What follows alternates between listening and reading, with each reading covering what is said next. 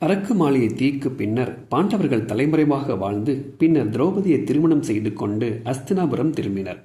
அரண்மனையிலேயே சிறிது காலம் தங்கும்படி நேர்ந்தது. அப்பொழுது பீமன் அங்கே இருந்த ஒரு பெண்ணின் மீது காதலில் விழுந்தான். அவள் வேறு யாரும் இல்லை, துரியோதனின் மனைவி பானுமதியின் உடன்பிறந்த சகோதரி ஜலந்திரா. ஒரு நாள் பீமன் ஜலந்திராவை தனியாக சந்திக்க விரும்புகின்றான். அது அரண்மனையில் சாத்தியமில்லை. எனவே உடற்பயிற்சி கூடத்தில் சந்திக்க விரும்புவதாக குறிப்பு அனுப்புகின்றான். அங்கேதான் தன் பெரும் பகுதி நேரத்தை செலவிட்டு வந்தான் பீமன். ஒவ்வொரு நாளும் தன் தசைகளுக்கு வலுவேற்றிக் கொள்வதும் தண்டாயுத பயிற்சியில் ஈடுபடுவதும் பீமனின் வழக்கமாக இருந்தது. ரகசியமாக இரவு நேரத்தில் பீமனை உடற்பயிற்சி கூடத்தில் வந்து சந்திக்கிறாள் ஜலந்திரா.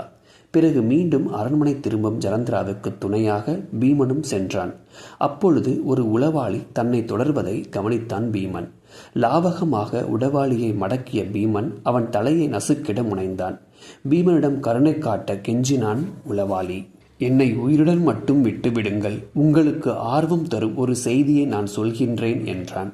அவனது கழுத்தை பிடித்து தூக்கிய பீமன், அப்படி என்ன சொல்லப் போகிறாய் என்னிடம் என்றபடியே உளவாளியை அந்தரத்தில் நிறுத்தி உலுக்கினான். திணறலுடன் உளவாளி, அவர்கள் உங்களுக்கு எதிராக ஏதோ செய்கிறார்கள், இன்னும் 1 மாத காலத்தில் நீங்கள் இறந்து விடுவது நிச்சயம் என்றான். என்ன பேசுகிறாய் நீ? நான் என்ன 1 மாதத்தில் சாகப் போவது? இன்னும் 1 நிமிடத்திற்குள் நீதான் சாகப் போகிறாய் என்றபடியே தன் பிடியை இறுக்கினான் பீமன். நதியின் மறுக்கரையில் இருக்கும் அகோரி மூலமாக நீங்கள் சாக வேண்டும் என்று யாகம் நடத்துகிறார்கள்.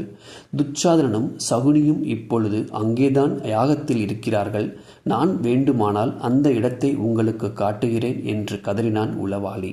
பீமனும் உளவாளியும் சத்தமின்றி ஒரு படகில் ஏறி நதியை கடந்தார்கள்.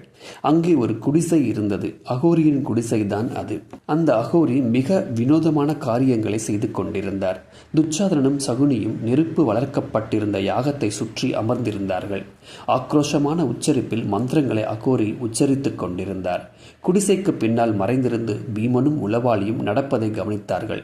பல்வேறு மந்திர முழக்கங்களுக்கு பிறகு மிக ஆக்ரோஷமான வடிவில் தேவி தோன்றினாள். மோன நிலையில் இருந்த அகோரி, வேண்டியதை கேளுங்கள் என்று சகுனியிடமும் துச்சாதனிடமும் சைகையில் காட்டினார். துச்சாதனன், எங்களுக்கு பீஷ்மர் இறந்துவிட வேண்டும் என்றான். தேவி, அது சாத்தியமில்லை, தன் மரணத்தை நிர்ணயிக்கும் வரம் பெற்றவர் அவர், வேறு யார் என்றாள். இருவரும் ஒரே குரலில், அப்படியானால் கிருஷ்ணர் இறக்கட்டும் என்றார்கள். மீண்டும் தேவி, சாத்தியமில்லை, அவர் ஒரு அவதாரம், அவரது சொந்த விருப்பத்தில்தான் அவருக்கு மரணம் நிகழும் என்றாள். இவர்கள் இருவரும் தான் முக்கிய புள்ளிகளாக இருந்தார்கள். இவர்கள் இருவரும் இறந்துவிட்டால் எல்லாமே தங்கள் கையில் வந்து விழுந்துவிடும் என்று நம்பினார்கள். வேறு யார்? சீறினாள் தேவி. இருவரும் ஒருவரை ஒருவர் பார்த்து கொண்டார்கள். ஒரே நேரத்தில் ஒருமித்த குரலில், பீமன் அவன் இறக்க வேண்டும் என்றார்கள். ஆனால் தேவையான வேலைகளை செய்து யாகத்தை பூர்த்தி செய்யும் முன்பாக குடிசையின் கூரையை பீமன் ஓங்கி அடித்து வீழ்த்தவே அது யாக குண்டத்தில் விழுந்து வெடித்தெழுந்து எல்லா பக்கமும் நெருப்பு பரவியது. மொத்த யாகமும் சீர்குலைந்து எதிர்பாராத விதமாக அகோரி அந்த நெருப்பிற்குள் தள்ளப்பட்டார். தன்னில் நெருப்பு பற்றி கொண்டதும் அப்படியே கால்களை மடித்து அமர்ந்திருந்த நிலையில் கண்கள் திறந்திருக்க சிறு சப்தமும் குரல் வளையில் இருந்து எழாமல் அகோரியின் உடல் சாம்பலாக எரிந்து முடிந்தது. அவர் மிக விசித்திரமான உயிராக இருந்தார்.